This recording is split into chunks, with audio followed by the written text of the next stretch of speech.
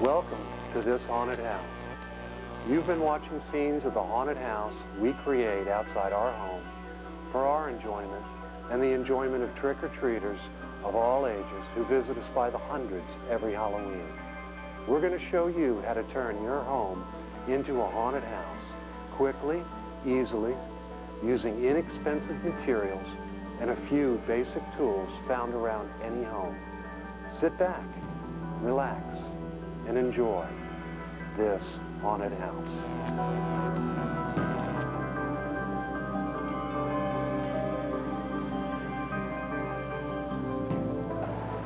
First thing that we're going to show you how to do is to create a really spooky graveyard and how to do it inexpensively.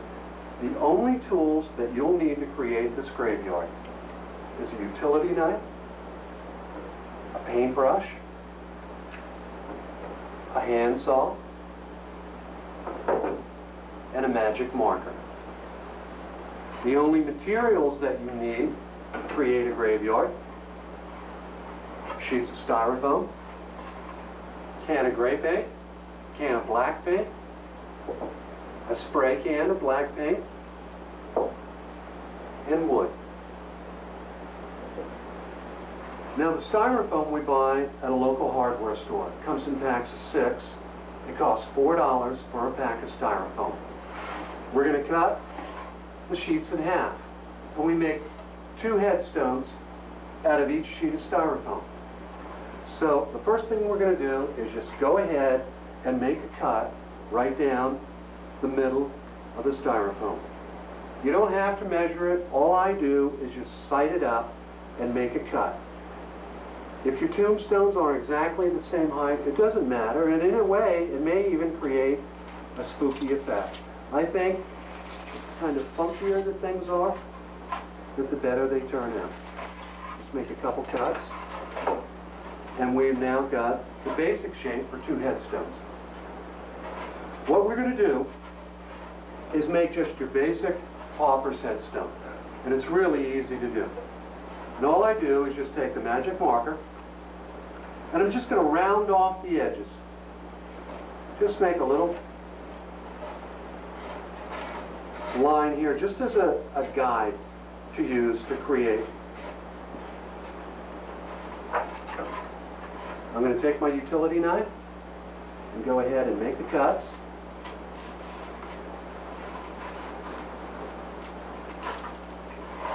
And then on the other side.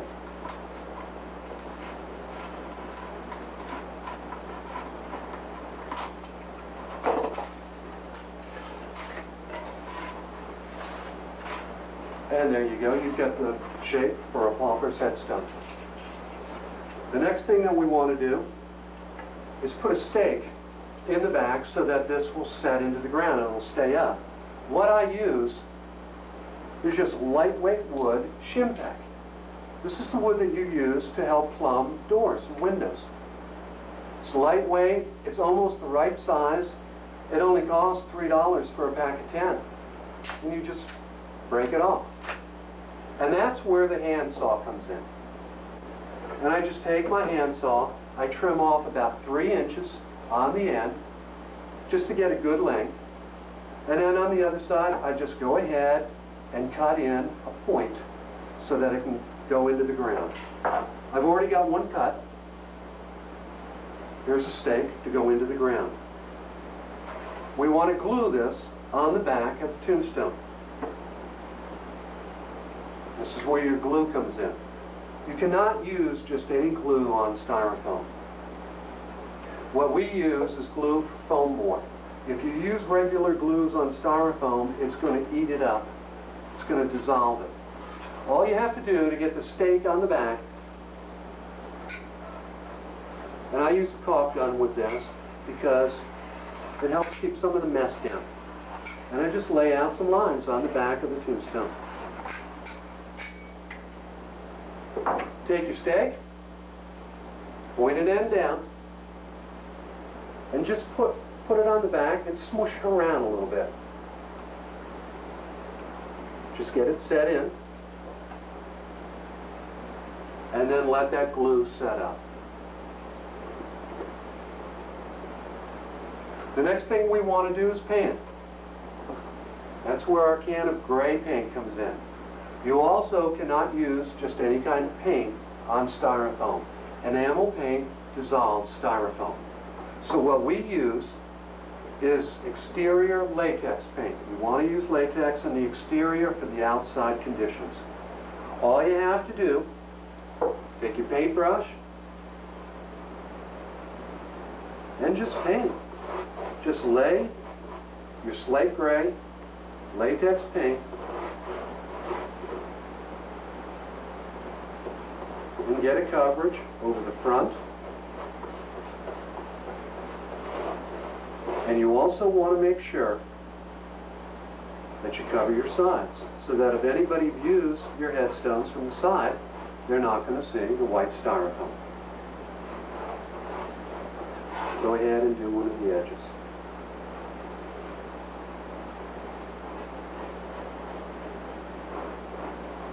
The latex lays out on this styrofoam easily. So you just grab a brush full and just paint it right in.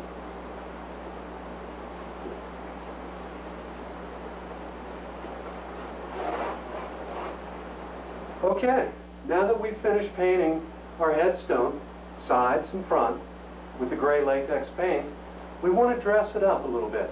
We want to weather the headstone. And so we do that just by using a can of spray black paint. Now this is enamel spray paint. You're okay at this point to put the enamel on here because we've got a protective covering of latex. So what I do is just hold it out a few feet, and you want to take your spray can, keep your hand in motion, and we just want to put a light misting of black on here just to create a kind of moldy effect on this tombstone.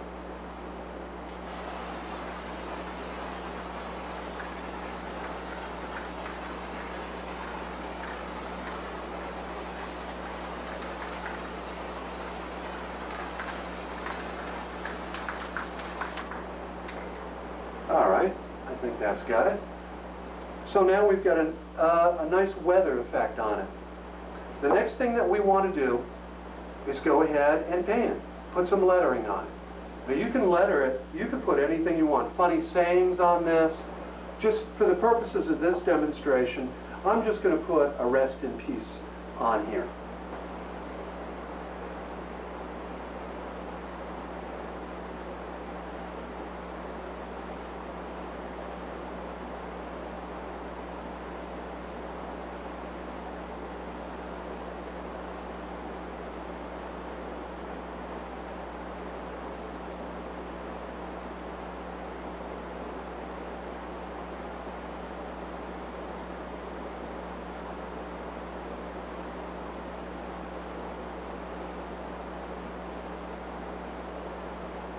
We finished our gravestone, but we haven't finished our graveyard. There are other things you can do to really dress up a graveyard. One of those things is just to take a cheap plastic glove that you can buy at almost any Halloween store for a couple dollars, and our stake. You want to cut off the stake to about 6 inches. Put your plastic glove over the stake and stick it in the ground in front of a gravestone. And it creates the effect of someone trying to crawl out of the ground in front of the gravestone. The other thing that you want to do is use lighting.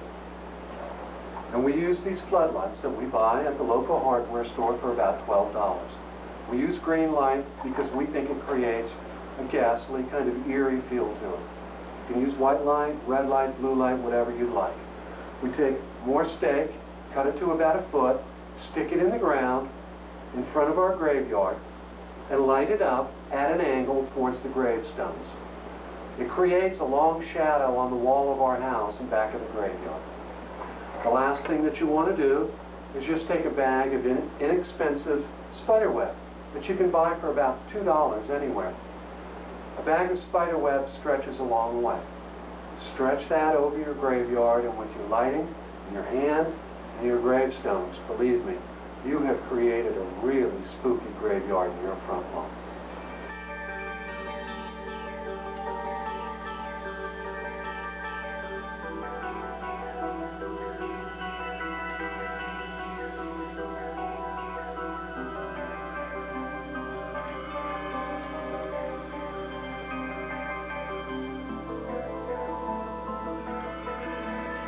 Spooky eye boxes.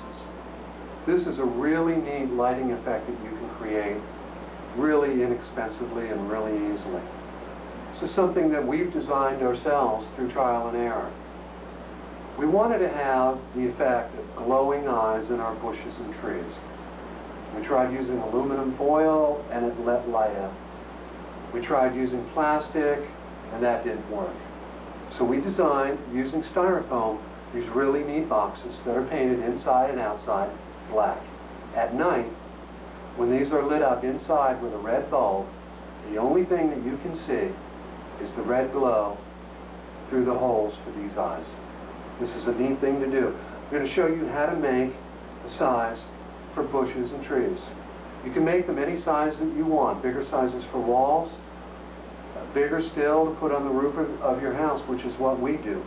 The only tools that you're going to need to create this effect is a utility knife, magic marker, measuring tape. The only materials that you need is a sheet of styrofoam, paintbrush, black latex exterior paint, and black duct tape. So you start off by just taking your sheet of styrofoam and you want to measure 6 different parts. The 2 pieces that form the bottom and top of the box are 5 3/4 by 5 1/2 inches. So just measure out and make your cuts.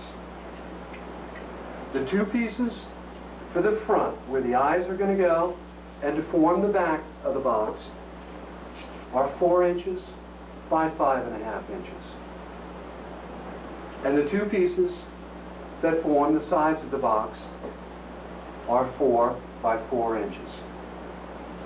Once you've got those cut out, then you want to cut out eyes. So you take one of your 4 by 5 1/2 inch pieces, and we're going to cut out the spooky eyes. This is where your magic marker comes in. This isn't hard to do. All I do is really just kind of make just a little semicircle. And I just bring it up to a point. So just bring it down, and I like the way these eyes look. And just round it off. And we're going to take our utility knife, and we're going to go ahead and make the cuts for the eyes. Just work it around your circle. And bring it back up to the point. Do the other eye.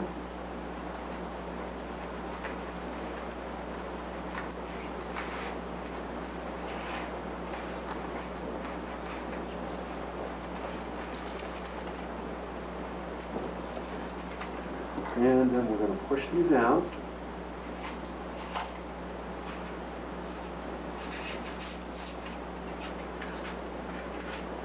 And then we're just going to clean up the holes just a little bit.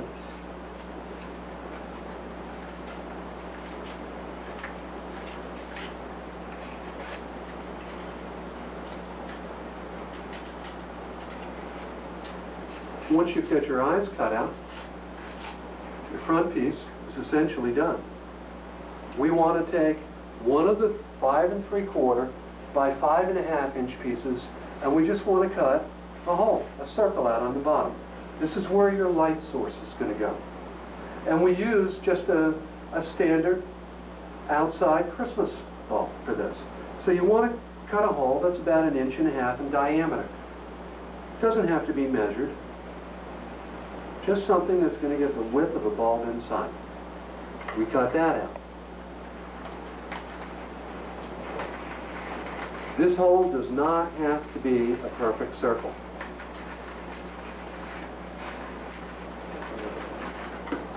Just pop it out.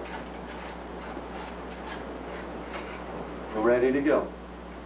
What you want to do at this point is paint this. And again, we're using latex exterior paint. You want to make sure that you paint these pieces inside and out, front and back. And the reason it's important is because when this is lit up inside, you want the black background inside. So you don't want to light this up and have people be able to see white styrofoam. So we're going to paint it on both sides. So we just take our black latex paint and just lay it right on.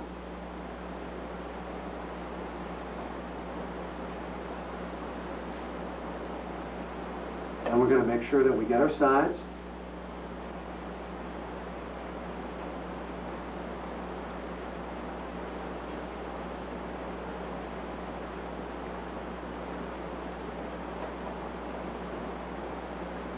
And you also want to get in and get the inside of the holes.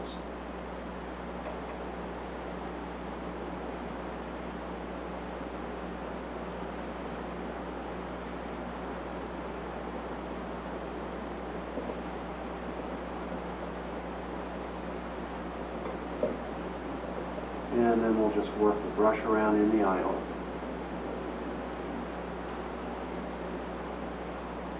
And that's it. Now I've already got my 6 pieces painted and finished. Let me show you how to glue this up and form your box. There's a piece for our bulb to the bottom, so that's our bottom. This is going to be our top. Got our eye holes for the front, back, and our 2 sides. So all I do at this point is just take our glue for foam boards and just squirt it right on the sides.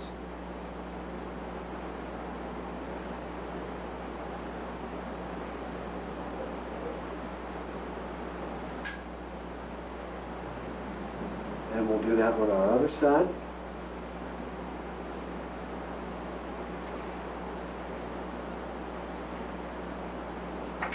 Okay, we're going to press it together. We'll take our front piece, press our side in, side piece, press it in, okay, forming our square, got our back. Alright, so I'm using this base right now to help me to get this square together. Just going to set that aside for a second. Now I want to go ahead and just do the edges of this. The bottom piece.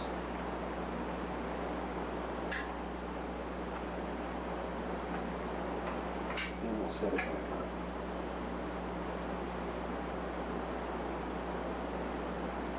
on. Even if you get a little bit messy, it's okay. And I'll show you in a minute why. We're going to put our top on.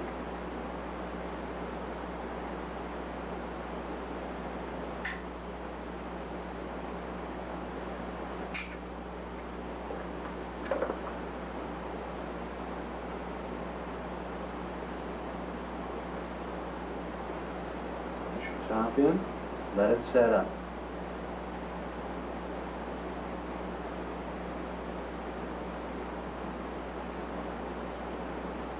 Now to finish the eye box, make it sturdy and kind of weatherproof it, I use black duct tape. And after the glue is set up, I wrap the duct tape around the outside of the box and get a complete coverage. And I do that for several reasons. It helps weatherproof the box, it helps make the box sturdier, and it helps make sure that no light is going to leak out on any of our sides or any places where we formed the box together. In order to light it up, I just take a regular string of Christmas lights, put a red bulb in it. Take your box, put the bulb right inside the bottom, and then the last thing I do is just take a piece of duct tape and tape it right over the bottom. This not only holds your bulb in place in the box, but it also now seals the light from the bottom. So the only thing that will shine out of this box is the light through the eye holes. Again, you don't have to make them just this size. This is a perfect size for trees and bushes. You can make them any size that you want, and we made this that we sit on the roof of our house. We use an entire string of 25 bulbs that are into the bottom of this box. When this is lit up on Halloween night, you can see this spooky eye box glowing for blocks all over our neighborhood. I guarantee to you that you will be the only people that have an effect like this at your haunted house, because I've never seen anything like this that's sold in a store. I hope you like it. One of our secrets that we use to create a really neat haunted house.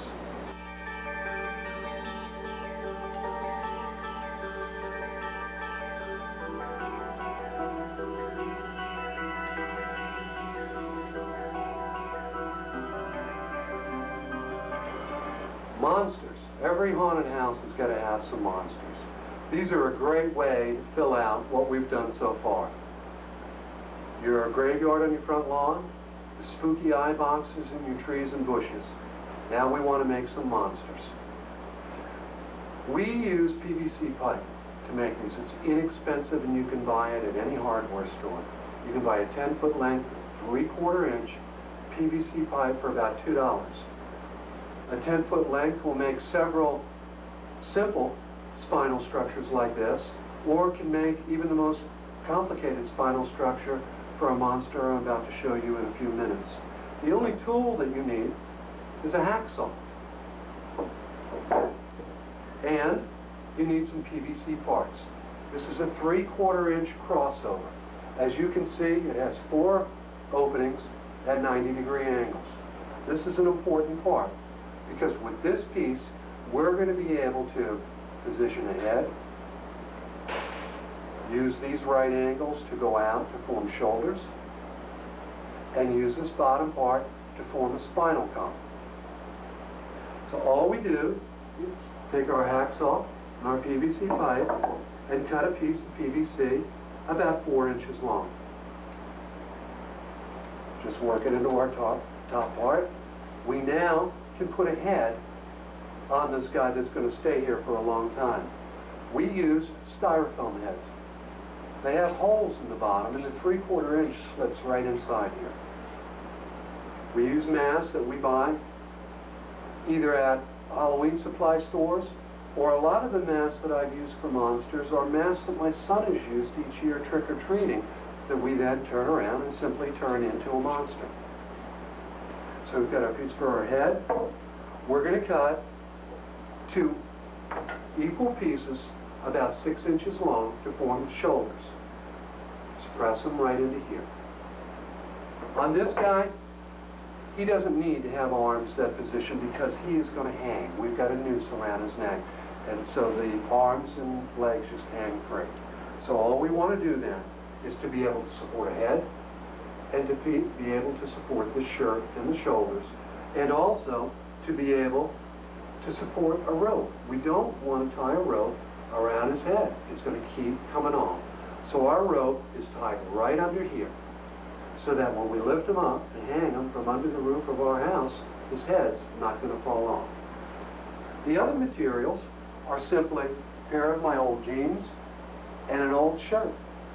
And I slip the shirt on over the spine, and I use safety pins to pin the shirt to the pants.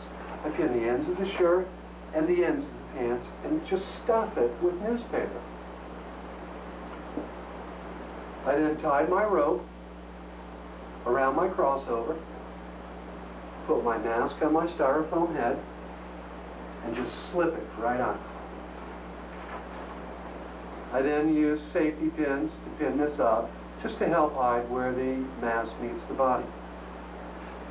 We've got our rope and we hang him from the roof of our house. And he's sturdy, his head's not going to fall off.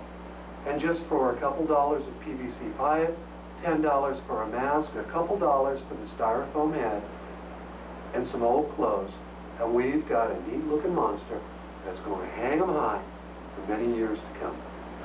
Okay, we wanted to create a posable monster. And in this instance, we wanted to create a monster who is in a sitting position. And this is my little sweetheart right here, Norman's mom, and our shower murder scene. So in order to create a skeletal structure for her, so that she'll sit up on her own, which she's doing right now, this is a skeleton that we created. 90-degree crossover, short piece for her head, pieces to support her dress, her shoulders, piece of pipe for her spine, and then we use the 3/4 inch T. Put it at the base of the spine. You can then come out with equidistant pieces of PVC pipe to form the pelvis. These are 90-degree elbows so that we can come around and then use pieces of pipe to form the upper legs, and 90-degree elbows again, and then pieces of pipe for the lower legs. We do not glue the PVC pipe at these 90-degree elbows. And the reason is because we want to be able to position her, either to have her sitting straight up like she is now, or she can sit back, or she can raise her legs or lower her legs, or whatever position that you want your monster to be in. And they're going to pose for you, and they're going to stay there. So in order to get her costume together, all we did again was use a pair of my old blue jeans and an old shirt. They're underneath the dress. We slipped the blue jeans and the shirt over the skeletal structure we made out of PVC pipe, and again we pinned it with safety pins at the waist and at the bottom of the pants. We then stuffed it with newspaper so that we could form some substance to her body. I went to Goodwill and bought this dress for $3. I got the scarf and the gloves for 75 cents a piece. I pulled the dress over top of the shirt and the pants. A pair of old pantyhose pulled over the blue jeans just to help make it look more like real legs. Put the scarf around the neck just to help hide where the head meets the body. Sit her in a chair in front of our psycho shower scene, and we got a cool looking Norm's mom that you can put in a reclining or a sitting position. And this is my little sweetheart. All right, we wanted to show you how to make monsters that can stand up and that can pose in this way, or pose with their arms in the air. Same thing, 3/4 inch crossover for your headpiece, supporting your shoulders, 90-degree elbows, and in this case, we wanted to create Pinhead, and for Pinhead to be able to hold an object. Well, in order to do that, this monster then not only has to be able to stand upright, but he has to have arms and hands. So to do that, we added the arms and 90-degree elbows. We also added forearms. I've got 45-degree elbows on the ends of the pipes for his hands. We did not glue these joints. So we can then take these arms and push them together so that we can get him in a position that he can support objects. Took a pair of white plastic gloves that I bought at a Halloween supply store for a few dollars, put them over the pipe, and wrapped them with duct tape just to hold them on, and then used a safety pin to keep the hands together. And there's plenty of support now for objects, as you can see, such as his head. In order to get the body and the costume filled out, again, use my old blue jeans and an old shirt. Pull the blue jeans on over the legs, shirt on, over the top, pinned it at the waist, pinned it at the bottom of the pants, and then stuffed it with newspaper so that we could give his body some substance. The costume is an old graduation gown with just a piece of black material that's safety pinned around here just to make it go to the floor.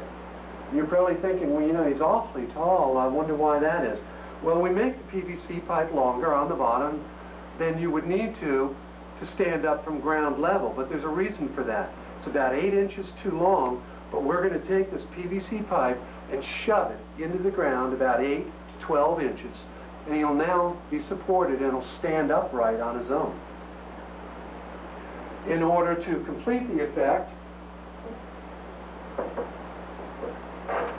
we take some chain and we hang it from the roof of our house. We've got 5 3-foot-long sections of chain.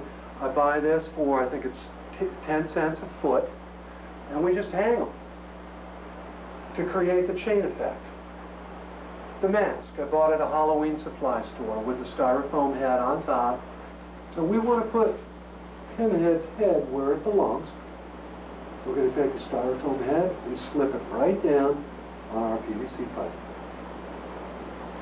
And we made the silver collar for him to not only dress up the costume and complete his ensemble, but at the same time, it helps hide where his head meets the body.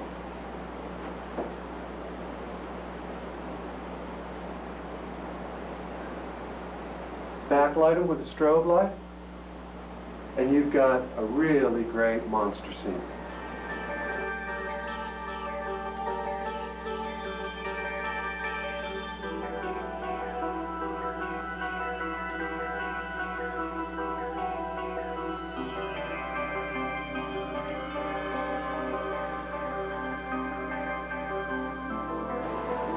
Another really neat thing that you can do to dress out large areas, for example, our garage. We didn't really know what to do in order to create a scene there or to fill that out. Also on the opposite side of our house, we have a large wall, and we weren't sure what to do. So we decided we would use construction paper and just draw scenes using fluorescent paint. So the only tools you need to do this is just a little paintbrush, and the only materials you need, black construction paper that I buy in rolls. Fluorescent paint is what we use to paint these scenes. These small bottles of fluorescent paint are about $1.90 a piece, and these large bottles are about $4 a piece, but they'll last for a long, long time. And what we do is just paint all kinds of stuff on here. You don't have to be artistic to do this. And I'll show you some really simple things that you can do to dress up. Just plain black construction paper. The other thing we're going to do then, since we're working with fluorescent paint, we're going to use black lights to light it up. Let me show you one very simple thing that we do that I like. Kind of fun. Your kids will like doing this too. And you paint your hand. And I just take gobs of fluorescent paint and just schmooze it all over my hand till I get it covered really well.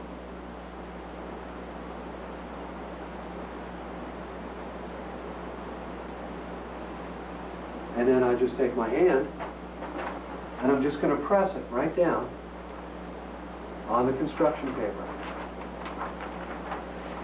And I've got the imprint of my hand. Now to dress this up a little bit, we're going to take some red fluorescent paint. And we are going to go in and we're going to just kind of highlight, spook up the joints in my fingers.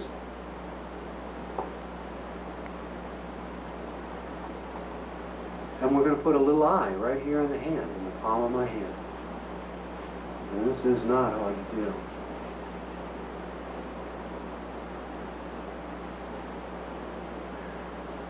Take a little red paint, and we're just going to make some long fingernails. It's not hard. Just take your brush and just draw it out at an angle off each finger. And you get a really neat hand effect. Some other simple things that you can do that we like to do is you can make lightning bolts. Here's how I do it, because I don't draw very well. I just draw some lines that are kind of parallel to each other, and I just connect them. Just a little dab of paint.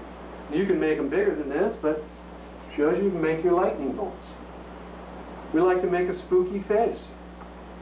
It's really simple to do. And all I do is just kind of draw some horns.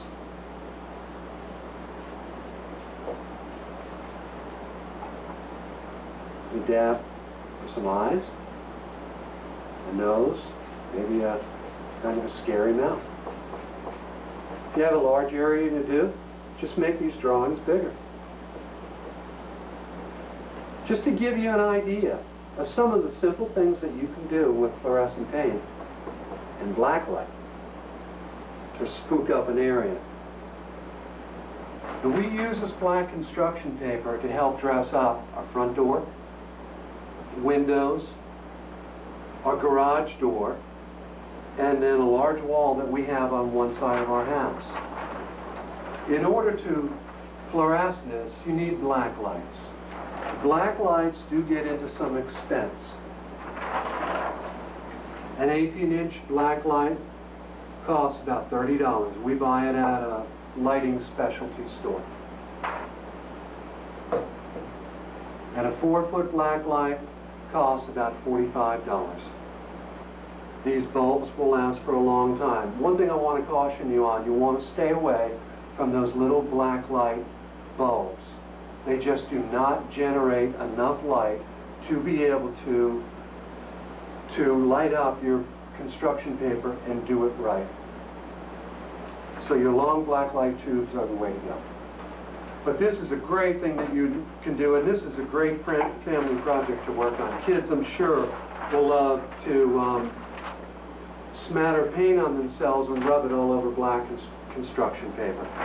Really great thing that you can do just with paper and paint.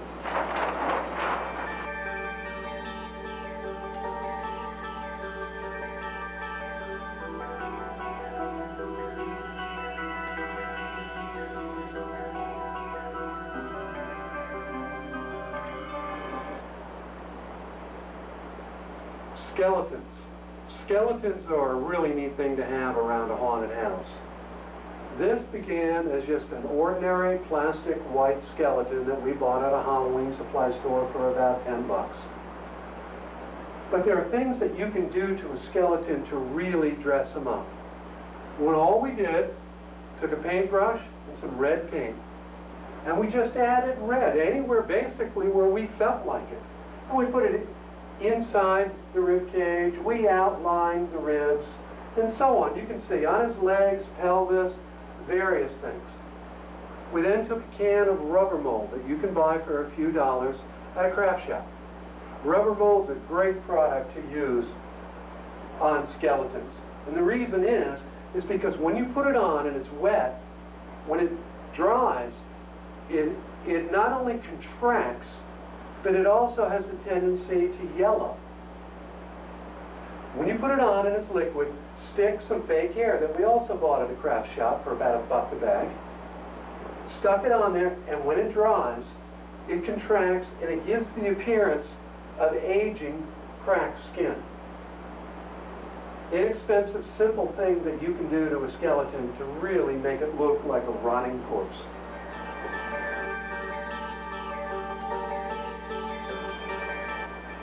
The shower scene.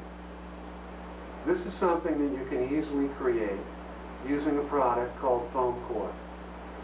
A friend of mine created this with an inexpensive material called foam core that you can buy at any art store. It's lightweight, it's easy to cut, and it's easy to paint. She just got a friend to stand in front of a floodlight with some paper that was tacked to the wall and back of them. Just penciled out the outline of the figure, cut it out, transferred it to the foam core, traced it, and then cut out the foam core, simply painted it with black enamel paint. We wanted to hang it from the roof of our house. In order to do that, I used 20-pound test fishing line and a washer. Connected it to the top of the figure. I used brass eye hooks underneath the roof of my house and just set them in. Simply hang the figures on the brass eye hooks. Immediately in front of that, I also set in brass eye hooks for a shower curtain that I picked up for about $5 at a local store. Take a green floodlight and backlit the entire scene. We took our Norm's mom, sat her in a chair in front of it, and with a few inexpensive prompts, we had a really neat murder shower scene.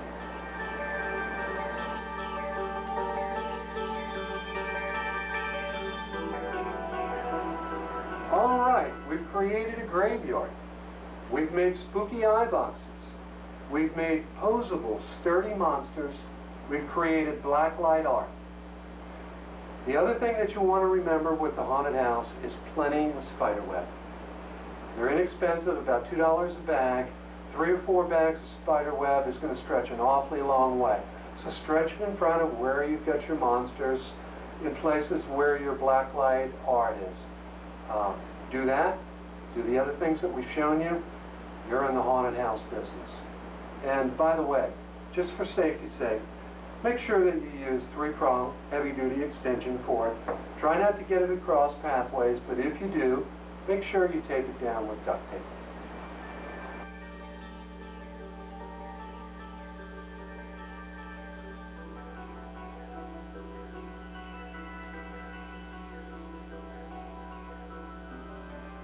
Follow the illumination of our instruction to the nirvana of your own haunted house. Goodbye from this haunted house, and happy Halloween.